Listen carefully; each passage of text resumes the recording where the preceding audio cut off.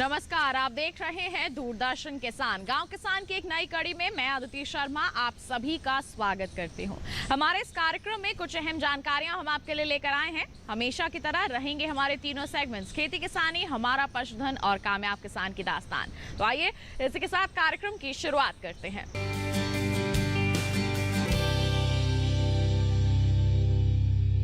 किसान भाइयों बहनों, एक ऐसा फल जो हर उम्र के व्यक्ति को पसंद आता है।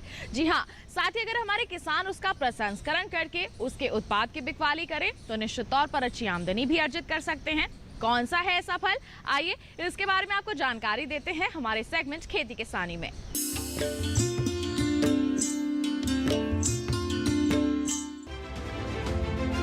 अमरूद की बागवानी पूरे भारत में की जाती है। विटामिन सी और पैक्टीन के साथ साथ कैल्शियम और फास्फोरस से भरपूर इस फल को आसानी से घर के आंगन से लेकर खेतों की बाड़ और बागों में उगाया जा सकता है। इसकी सबसे अच्छी बात ये है कि अमरूद की खेती अधिक तापमान, गर्म हवा, बारिश, लवणीय या कमजोर मृदा, कम जल या जल भराव की दशा से अधिक प्रभावित नहीं होती है। ये सख्त किस्म की फसल है और इसकी पैदावार के लिए हर तरह की मिट्टी अनुकूल है, जिसमें हल्की से लेकर भारी और कम जल निकास वाली मिट्टी भी शामिल है। इसकी पैदावार 6.5 से 7.5 पीएच वाली मिट्टी में भी की जा सकती है। अच्छी पैदावार के लिए इसे गहरे तल, अच्छे निकास वाली रेतीली चिकनी मिट्टी से लेकर चिकनी मिट्टी में लगाना चाहिए। बेहतर उत्पादन के लिए इसकी उन्नत किस्मों का चयन करना चाहिए, जैसे इलाहाबाद सफेदा, लखनऊ 49, चित्तीदार, एप्पल कलर, ललित, अर्का मृदुला, श्वेता, पंजाब किरण। ऐसे करे खेत तैयार। पौधे की बढ़वार अच्छी हो और जड़ें आसानी से अपनी पकड़ बना ले, इसके लिए खेत की 2 बार तिरछी जुताई करे और फिर समतल करे। खेत को इस तरह तैयार करे कि उसमें पानी ना खड़ा रहे। अब बात कर लेते हैं पौधे रुपाई के बारे में। तो अमरूद का बाग लगाने के लिए सबसे पहले इसके पौधे नर्सरी में तैयार किए जाते हैं। इसके बाद इन तैयार पौधों को खेत या बाग में रोपा जाता है।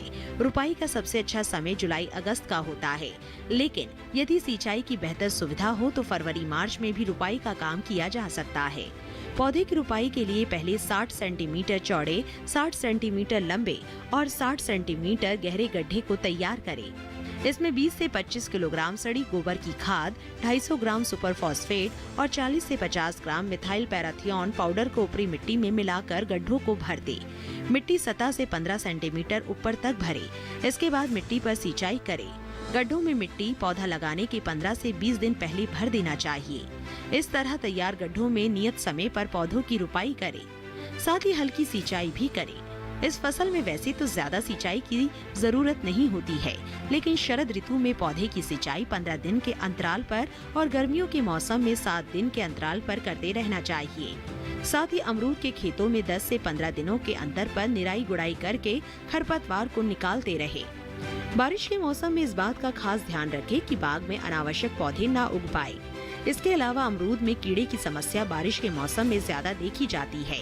ऐसे में कीटों के प्रकोप से बचने के लिए नीम की पत्तियों के उबले पानी का छिड़काव करना चाहिए। वहीं अमरूद में उकटा रोग, तना कैंसर रोग के लक्षण दिखाई देने पर कृषि विशेषज्ञ की सलाह पर उचित दवा का छिड़काव करना चाहिए। पौधों की मजबूती और सही वृद्धि को बनाए रखने के लिए टहनियों की हल्की छटाई करनी जरूरी होती है। इसकी कटाई हमेशा नीचे से ऊपर की तरफ करनी चाहिए। इस तरह कटाई के बाद नई टहनियों से ज्यादा फलोत्पादन की संभावनाएं रहती है। अब बात कर लेते हैं फलों की तुड़ाई की। पौधा रोपण के 2 से 3 साल बाद अमरूद के फल लगने शुरू हो जाते हैं। तैयार फलों का रंग हरे से पीला होना शुरू हो जाता है। फलों की तुड़ाई सही समय पर कर लेनी चाहिए। फलों को ज्यादा पकने नहीं देना चाहिए। यदि फल का उत्पादन अच्छी मात्रा में होता है तो किसान उसे प्रसंस्कृत करके भी अच्छी आय ले सकते हैं।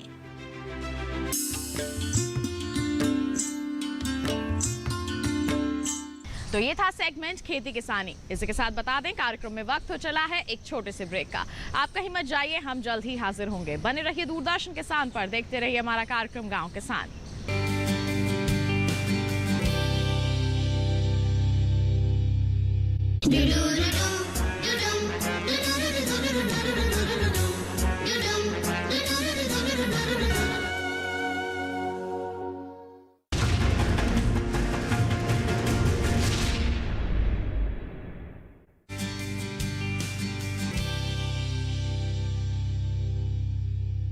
ब्रेक के बाद दूरदर्शन किसान के कार्यक्रम गांव किसान में आप सभी का फिर से स्वागत। किसान भाइयों बहनों, अगर एक ही खेत से हमें दोहरा लाभ मिले तो कितना अच्छा होगा। ये संभव हो सकता है। अगर आप धान की खेती करते हैं तो उसी में आप मछली पालन भी कर सकते हैं। जी हाँ, ये आपके मुनाफे को दोगुना कर सकता है। कैसे, आइए जाने हमारे सेगमेंट हमारा पशुधन के जरिए। इस समय देश के ज्यादातर हिस्सों में बारिश का दौर चल रहा है, जो धान की फसल के लिए बेहद जरूरी है, क्योंकि धान की फसल के लिए ज्यादा पानी की जरूरत होती है। पानी से भरे धान के खेत में किसान एक और लाभ ले सकते हैं और वो है मछली पालन। जी हाँ, पानी से भरे इन खेतों में किसान आसानी से मछली पालन कर सकते हैं। इस दोहरे लाभ में धान की पैदावार भी अच्छी होगी और किसान को दोहरा लाभ हो सकेगा। हालांकि धान की खेती और मछली पालन का ये कॉम्बिनेशन नया नहीं है। फिश राइस फार्मिंग चीन, Bangladesh, Malaysia, Korea, Indonesia, Philippines, Thailand जैसे देशों में काफी लोकप्रिय है। इसकी बढ़ती लोकप्रियता हमारे किसानों का ध्यान भी आकर्षित कर रही है। तो आइए जानते हैं इसके बारे में पूरी जानकारी विस्तार से। इस तकनीक में धान की फसल में जमा पानी में मछली पालन किया जाता है। अगर किसान चाहते हैं तो धान से पहले ही मछली का कल्चर तैयार कर सकते हैं। इसके अलावा मछली कल्चर खरीद भी सकते हैं। ध्यान रहे कि इस तरीके से मछलियों का उत्पादन खेती, प्रजाति और उसके प्रबंधन पर निर्भर करता है। खेती की इस तकनीक में एक ही खेत में मछली व दूसरे जल जीवों को एक साथ रखा जाता है। इससे धान के उत्पादन पर किसी तरह का असर नहीं पड़ता है, बल्कि खेत में पल रही मछलियों को भरपूर चारा मिलता रहता है। तो मछलियों को वेस्ट फसल के लिए जैविक खाद का काम करती है। इसके अलावा मछली पालन से धान के पौधों में लगने वाली कई बीमारियों से छुटकारा मिल जाता है। फिश राइस फार्मिंग करने के लिए निचली जमीन वाले खेत का चुनाव करें। इस तरह के खेत में काफी आसानी से पानी इकट्ठा हो जाता है। इसके साथ ही खेत को तैयार करते समय जैविक खाद का उपयोग करना चाहिए। रासायनिक खाद से मछलियों को नुकसान पहुंचने की आशंका रहती है। फिश राइस फार्मिंग तकनीक में शुरुआत में किसान रोहू, मृगला, मुगली, कतला प्रजातियों की मछलियों का चयन कर सकते हैं। ये मछलियां उथले पानी में आसानी से रह लेती है। साथ ही बेहतर लाभ लेने के लिए धान की लंबे समय में तैयार होने वाली किस्मों का चयन करें, जैसे वानी धान CR 26077, ADT 6, ADT 7।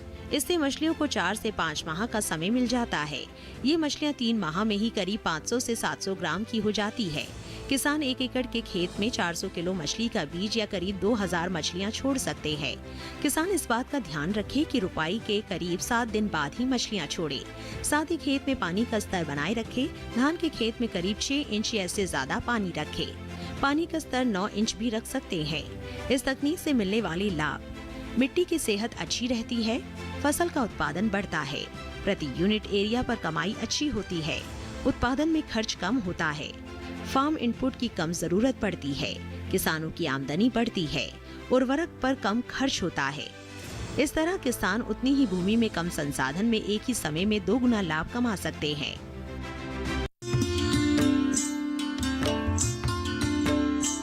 कार्यक्रम में वक्त है पशुपालक कैलेंडर पर नजर डालने का। तो क्या कहता है इस माह का पशुपालक कैलेंडर, आइए जानें।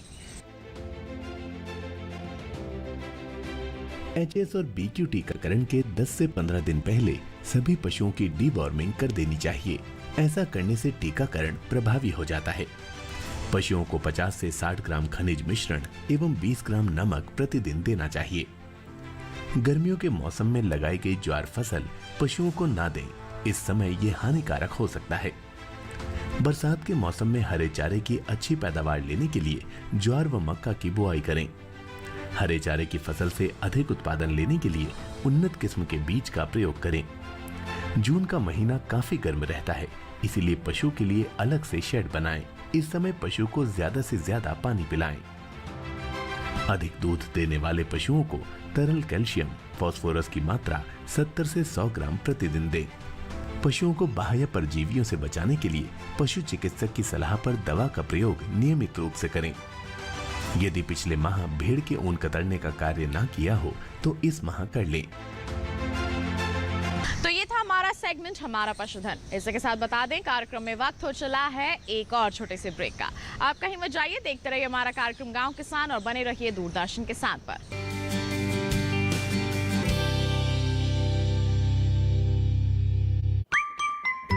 खूबसूरत एहसासों को संजोते पिरोते ये मासूम नटखट हमारे साथी, उछलते कूदते दिल की बात कह जाएं, इनसे जुड़ी कई बातें, कुछ सच कुछ अफवाहें। जानिए हमारे साथ हमारे नए शो में my pet my best friend forever, हर रविवार शाम 7 बजे डीडी नेशनल पर।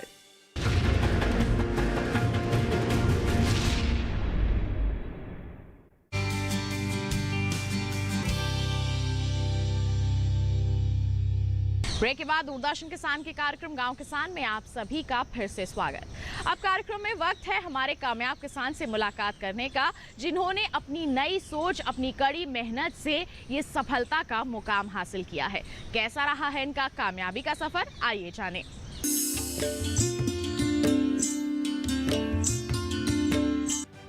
आज किसान कृषि के क्षेत्र में नए नए प्रयोग कर रहे हैं और अपनी सीमित क्षमताओं को उम्मीदों के पंख लगाकर सफलता की नई कहानी गढ़ रहे हैं। आज हम ऐसे ही किसान से आपकी मुलाकात करवाएंगे जो पंजाब के रोपड़ जिले के एक छोटे से गांव में स्ट्रॉबेरी की खेती करके मुनाफा कमा रहे हैं। उनके ये प्रयास और उनसे मिली सफलता बाकी किसानों को भी नया करने की प्रेरणा दे रही है। लहलहाते खेतों के बीच चहलकदमी करते ये है किसान परमजीत सिंह, जिन्हें इनकी मेहनत और अलग खेती करने के लिए जाना जाता है। हालांकि इस मुकाम तक पहुंचने के लिए इन्होंने संघर्ष का लंबा दौर जिया है। वो बताते हैं कि पहले उनके परिवार में पारंपरिक खेती ही हुआ करती थी, जिससे बमुश्किल घर का गुजारा चलता था। परमजीत बताते हैं कि जब वो 14 साल के थे तभी से खेती किसानी में अपनी सेवाएं देने लगे थे और बचपन से खेतों में समय गुजारने के कारण परमजीत को खेती से लगाव होने लगा। लेकिन वो खेती में कुछ ऐसा करना चाहते थे जिससे कम संसाधन में भी अच्छा मुनाफा लिया जा सके। इसके लिए परमजीत ने बदलते वक्त के साथ खेती के तरीकों में भी बदलाव किया और पारंपरिक खेती के स्थान पर सब्जियों की खेती व बागवानी करने लगे। क्योंकि सर जो पुराना समय है, जो ऐसी परिस्थितियां थी जिसमें ना तो इतनी टेक्नोलॉजी थी, खेती तो हम करते थे लेकिन जो रवायती फसल है उसमें इतना मुनाफा भी नहीं हो पाता था। बड़ी मंदे हालात थे उस टाइम के, तो उस समय हमने बड़ा स्ट्रगल भी किया है लाइफ में। उसके साथ साथ खेती भी करते थे, लेकिन उस समय ऐसे हालात थे कि हम एक जैसे स्कूल पढ़ने के लिए जाते थे, 2.5 किलोमीटर हमारा स्कूल दूर था जी। तो हम सोचते थे कि अगर साइकिल मिल जाए तो बहुत बढ़िया बात है, उस पर जाके जल्दी आ सकते हैं। लेकिन हालात ऐसे थे, वो भी नहीं था किस्मत में। तो खेती करते करते जो नया रेगुलेशन आया है उसके चलते फिर हमने भी खेती को चेंज किया और नई तकनीक से खेती करने लगे। उसमें सब्जी भी लगाई है। पहले बहुत गोभी वगैरह, आलू की हम खेती करते थे। तो जब से फिर हमने खेती का काम पूरे अपने उससे किया है, तो फिर इसको चेंज किया है और नई नई तकनीक से हमने खेती की है। हर तरह की मशीनरी का हमने प्रयोग किया है। समय बीतता गया, नफा नुकसान लगा रहा, लेकिन उनकी मेहनत तब ज्यादा रंग लाई जब उन्होंने स्ट्रॉबेरी की खेती करनी शुरू की। हालांकि शुरू में एक छोटे से हिस्से में स्ट्रॉबेरी की खेती की, लेकिन इससे जो मुनाफा मिला उसने परमजीत के लिए सफलता के नए द्वार खोल दिए। आज परमजीत करीब 10 एकड़ खेत में स्ट्रॉबेरी की खेती कर रहे हैं। इतना ही नहीं, वो अपने खेत में स्ट्रॉबेरी की अलग अलग किस्में लगा रहे हैं। उन्होंने अपनी इस नई फसल के लिए कैसे बाजार तैयार किया और कैसे आया उन्हें ये आइडिया, आइए जानते हैं उन्हीं से। और ये हमारी एक हिमाचल में मुंह बोली बहन है जिसने हमें प्रेरित किया है ये स्ट्रॉबेरी की फार्मिंग के लिए, जिससे मेरी पूरी लाइफ है जो पिछले 5 साल से मैं स्ट्रॉबेरी की फार्मिंग करता आ रहा हूँ। मैंने जो 1 एकड़ होती है उसमें से चौथा हिस्सा हमने पहले लगाया था। तो धीरे धीरे करते करते पिछले साल हमारी 5 से 6 एकड़ थी, तो इस बार हमने 10 से 11 एकड़ हमारी जो स्ट्रॉबेरी की काश्त है वो हम कर रहे हैं। पहले तो लगाई हमने, स्ट्रगल भी किया है। मैं खुद जो किसान मंडियाँ लगती हैं चंडीगढ़ में 15 सेक्टर में है, 46 में है, 43 में है, 34 में है, मैं उनमें बैठ के किसान मंडियों में इसको सेल करता था। जिसमें पहले मेरे को मार्केटिंग की समस्या के कारण मेरे को ये भी करना पड़ा है। उसमें मेरे को बहुत फ़ायदा मिला है, क्योंकि जैसे जैसे पता भी चला है कि इसको कैसे सेल करना है, कहाँ बेचना है। तो उसमें मैंने इसका जैम भी बनाया है जी स्ट्रॉबेरी का, और लड्डू और बर्फ़ी भी बना के सेल किए हैं, और हम स्ट्रॉबेरी भी लूज जैसे खुली सेल करते थे। स्ट्रॉबेरी भारत की जलवायु में ठीक से तालमेल बिठा सके, इसके लिए स्थान के हिसाब से किस्म का चुनाव करना चाहिए। परमजीत जी किन किस्मों को लगाते हैं, आइए जान लेते हैं। हम हिमाचल से जो पुराना पौधा है उससे पौधा तैयार होता था, वो लगाते थे। उसकी प्रोडक्शन में बड़ी दिक्कत आती थी और कम भी रहती थी। तो धीरे धीरे हमें भी जैसे जैसे काम करते आ रहे हैं तो पता चलता आ रहा है। तो फिर हमने जो इसका वैसे ये बाहर की वैरायटीज़ है, बाहर की फार्मिंग है, और इसका जो पौधा है वो भी कैलिफोर्निया अमेरिका से और इटली वगैरह से आता है, जो हम वहाँ से मंगवाते हैं। पूना की एजेंसी हैं 2-3, एक प्लांट पैराडाइज है, जैन ट्रेडर्स वाले हैं, तो और हैं 2-3, वो बाहर से मंगवाते हैं मदर प्लांट। तो मदर प्लांट उनसे लेके 70 रुपये प्रति प्लांट के हिसाब से हमें वो मदर प्लांट मिलता है। उसको हम प्लांटेशन करवाते हैं हिमाचल में। टोटल इसकी जो पूरे संसार में वैरायटीज़ हैं वो तो 7 और 8 के करीब हैं। जो इंडिया में कामयाब वैरायटी हैं वो है कैमरोज है जी, और एसए है जी, जो अर्ली वैरायटी है, नई है, और विंटर डॉन और विंटर स्टार। डिमांड सभी की एक है, लेकिन मार्केट में भाव तकरीबन 10-20 रुपए का 2 किलो का डब्बा रहता है, उसमें 8 डिब्बी छोटी रहती हैं, 10-20 रुपए का फ़र्क रहता है। लेकिन उसकी स्टोरेज क्षमता है जो विंटर डॉन और विंटर स्टार बहुत ज़्यादा कम है। जो कैमरोज है या एसए है, उसकी जो स्टोरेज क्षमता है वो तकरीबन 1 से लेके 5-6 दिन तक रहती है। परमजीत जी आज जिस मुकाम पर हैं, वहाँ बागवानी विभाग का काफी सहयोग रहा है। वो बताते हैं कि कृषि विशेषज्ञों ने हर कदम पर साथ दिया। वहीं आर्थिक रूप से सहयोग करने के लिए सरकार की योजनाओं ने काफी मदद की।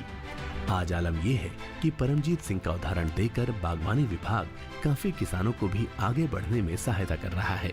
जो हॉर्टिकल्चर डिपार्टमेंट है हमारे यहाँ का ब्लॉक का, उसमें एचडीओ है युवराज भारद्वाज, उसने हमें इतना मोटिवेट किया है।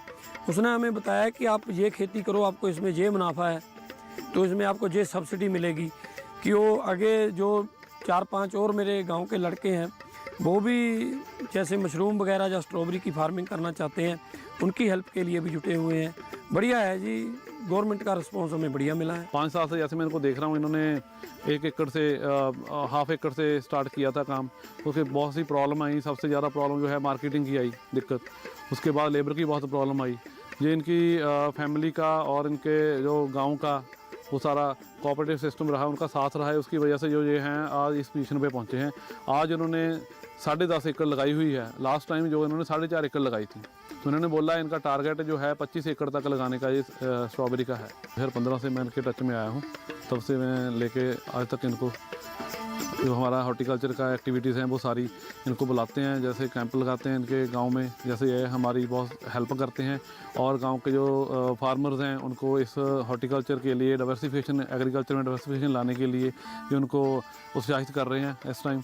और हमारे साथ हर साल 1-2 फार्मर इनकी वजह से हमारे साथ जुड़ते आ रहे हैं। आज परमजीत सिंह जी ने अपने कृषि के दायरे को आगे बढ़ाते हुए करीब 25 लोगों को भी रोजगार दे रखा है, जिसमें ज्यादातर महिलाएं शामिल हैं। वो ठंड के मौसम में स्ट्रॉबेरी तो बाकी सीजन में अंतर फसलें लगाकर मुनाफा कमा रहे हैं, जिसमें परिवार का हर सदस्य अपनी जिम्मेदारी बखूबी निभा रहा है। हो भी क्यों ना, इसी खेती ने आज उनके कई सपने साकार कर दिए हैं।